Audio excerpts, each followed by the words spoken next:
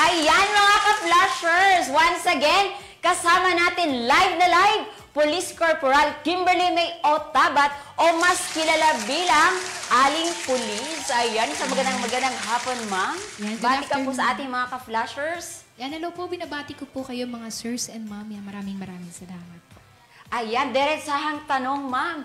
Bakit nga ba Aling Pulis ang naging pangalan nyo? Kasi mong pag sinabing aling pulis, malalapitan ate. Yun po yung pinaka-mindset ko, kaya ko po siya naisip.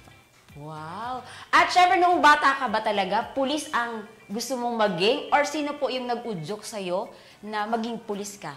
So yun po, simula po nung bata ko, pangarap ko na talaga maging pulis kasi nakikita ko po siya sa papa ko.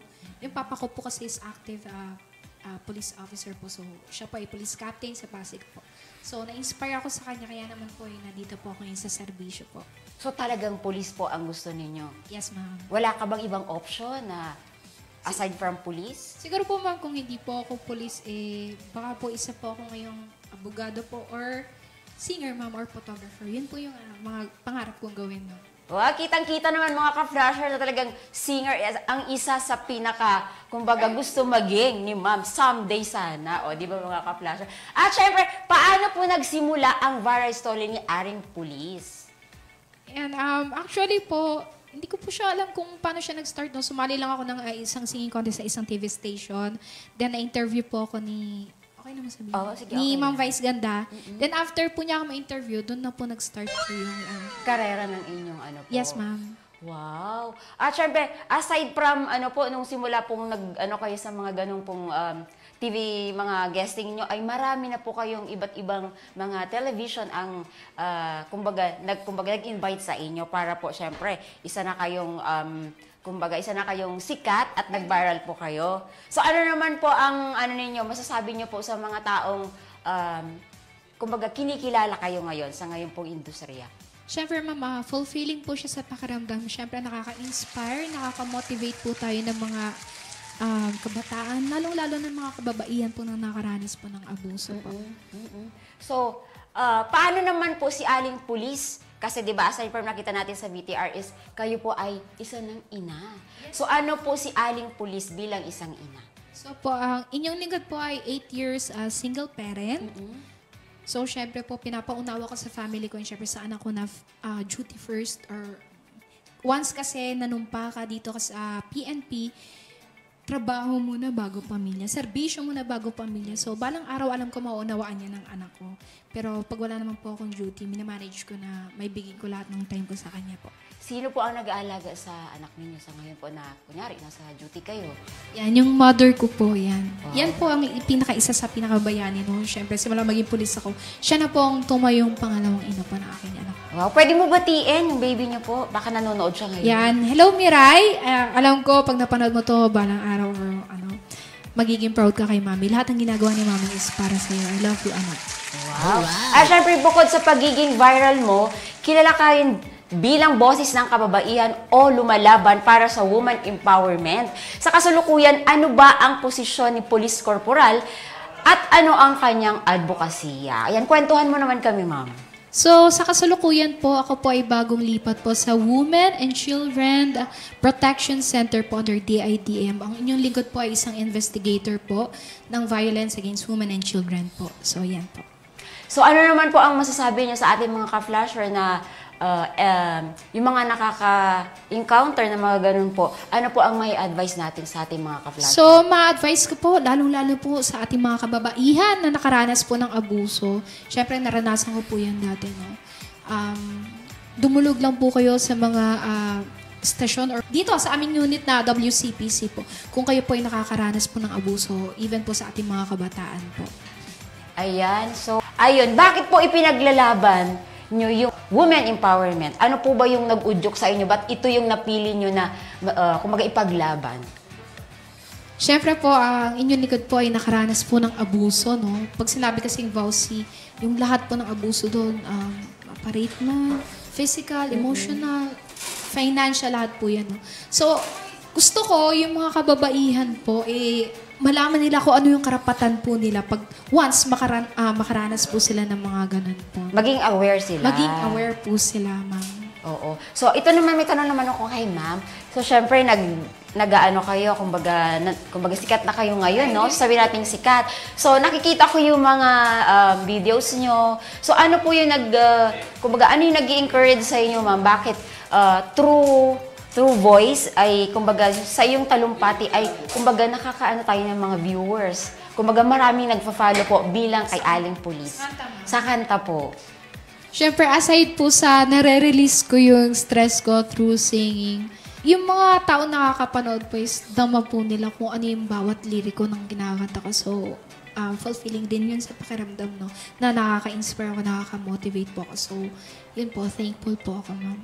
Ayan, sa mga hindi pa nakakapag kay Ma'am Aling Pulis, nako, napakaganda ng kanyang boses. At syempre, bakit ba mahalaga na ipaglaban ng mga kababaihan ang kanilang karapatan, ma'am? Mahalaga po, no? Siyempre, hindi lang bilang babae, bilang tao po. Dapat alam mo kung ano yung karapatan mo bilang tao, bilang babae. Kung alam mo inaabuso ka na, umalis ka na dyan. Kasi napakalawak ng mundo para magstay ka sa isang tao na hindi mo nararamdaman yung worth mo po. Ayan, o di ba mga ka-flasher? Kaya kung meron tayo dyan ng mga ka-flasher na nakakaranas na kayo ng mga kakaiba, huwag tayong mahiyang dumulong sa mga kinakauukulan katulad ni Aling Pulis, ni Ma'am. You can message po sa Facebook page po ng aming unit na Women and Children Protection Center po or WCPC. Yan, sa mga nakakaranas po ng abuso, hindi lang po sa ating mga kababaihan, kundi sa ating mga kabataan. You can message po our Facebook page po. Yan, open po ang aming, inyong mga lingkod po para po tulungan po kayo sa inyong mga dinudulog po. Ayan, may tanong ako sa inyo, ma'am. Ikaw ba yung experience mo, Aling Pulis, sa pang-aabuso ay, kumbaga, naging inspirasyon ba to sa inyo, ma'am? Yung experience ko po as naabuso po, yun po yung pinanghugutan ko ng inspirasyon at motivation kung nasan po ako ngayon, ma'am. Thankful po ako dun kahit papano po, kahit napakadilim po nung past na po na iyon. Buti na po nandyan po yung aking anak po. Yun po talaga. Siyempre, family. Yes, ma'am. Yun. Ayan, syempre, no? Ano pa po natin pwedeng sabihin sa ating mga ka-flasher just in case, meron ba tayong mga website na pwede nilang puntahan anytime na gusto nilang dumulog ng kanilang mga ano po? Yun nga po, sa ating mga kababaihan or kabataan po na nakakaranas po ng abuso or gusto nyo malaman kung anong mga karapatan nyo bilang babae or bilang tao po. Yan, please do follow our Facebook page, PNP Women and Children Protection Center po. Yan, message nyo lang po kami, tutulungan po namin kayo kung ano pong inyong mga dinudulog po. And syempre po ang aking Facebook page po na Aling Pulis KB po. Yan, anytime po, pwede po tayong tumulong po sa ating mga kababayan po, ma'am. And syempre, sa mga kababaihan po na nakaranas ng abuso, no, please, huwag kayo magstay sa ganyang sitwasyon. Tandaan nyo, napakalawak ng mundo para magstay po kayo sa ganyang sitwasyon, no. Gawin yung motivation and inspiration yung mga naranasan nyo para mag-succeed po kayo sa buhay, ma'am. Sir. Ayan, dahil sa iyong pagiging role model sa mga kababaihan sa Pilipino, marami ka na rin pagkilala na natanggap. Pwede ba natin sabihin sa ating mga ka-flasher kung ano-ano po ang mga ito? So, yun po, ang inyong lingkod po ay nabigyan pagkilala po ng ating Gawad Pilipino during 2023 and this year po, 2024 po. Bilang isang natatanging Pilipina po. Siyempre, kasama po natin dyan sa PNP ang aming chief po ng PNP WCPC na si Ma'am Police Brigadier General Manalad po. Isang karangalan po. Yan. Yun, ma'am. Yun lang. Wow! Siyempre, di ba? Siyempre, batang-bata. Pwede ba natin sabihin sa ating mga ka-flasher, ma'am, kung sa ganyan pong ano nyo ngayon ay marami na kayong na-achieve. So, pwede ba na malaman ng ating mga ka-flasher kung ilang taon na daw si Aling Pulis? Ang inyong lingkod po ay 31 years old. 31, ma'am. Ay, batang-bata. At syempre, ano naman po ang pakiramdam ninyo na nakilala yung dedikasyon sa propesyon? Actually, ma'am, hindi ko po siya nakikita as ganun. Pero napaka-fulfilling po sa pakiramdam na nakakatulong po tayo sa ating mga kababayan po, ma'am. Siyempre, yung ating sinupang tungkulin ay magsilbi po sa ating bayan po. Ayan, very well said. Si Police Corporal Kimberly O. Tabat. Ayan mga ka-flasher, no? Gaya nga ng sinabi ni ma'am, syempre gusto nyo imbitahan siya ma'am sa inyong mga Facebook page para kayo po ay follow just in case meron silang gustong sabihin na din nila madiretso sa kinauukulan. Pwede nyo po silang imbitahin. So yun mga sirs, ma'am, please do follow me on my social media account. Aling Police KB, yan. Search nyo lang po. Ayan, syempre, ano po ang nais mong sabihin sa mga nangangarap din na sana isang araw, sila naman yung nasa posisyon mo ngayon? Ang mapapayo ko lang sa ating mga, lalo-lalo na sa ating mga kabataan na nangangarap, no? Kung meron kayong pangarap, yan, pagtiyagaan nyo lang, pagpursigihan nyo lang. Kasi wala namang mahirap sa taong nagtsatsaga sa may pangarap po. No? Matutupad at matutupad nyo rin po yan, mga sirs and ma'am. Ayan, o, diba? At syempre, kung sino man yung gustong gumaya, syempre kay Ma'am Aling Police, no? Syempre, why not? Nasa ating dedikasyon yan, mga ka-flasher, kung paano natin i-handle. Syempre, yung ating mga gusto, kung ano man yung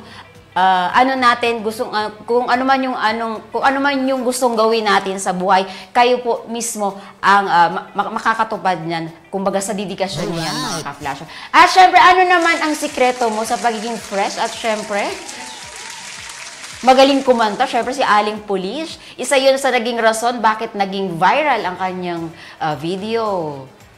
So, yun, actually, ma'am, yung pagkanta ko po, no, every after duty, every time I feel yung napaka-negative na ng paligid ko, doon ko po siya binubuhos. Eh, syempre, fulfilling po sa pakiramdam na madaming nakaka-appreciate or nai-inspire sa ginagawa ko. So, thankful po ako doon. No?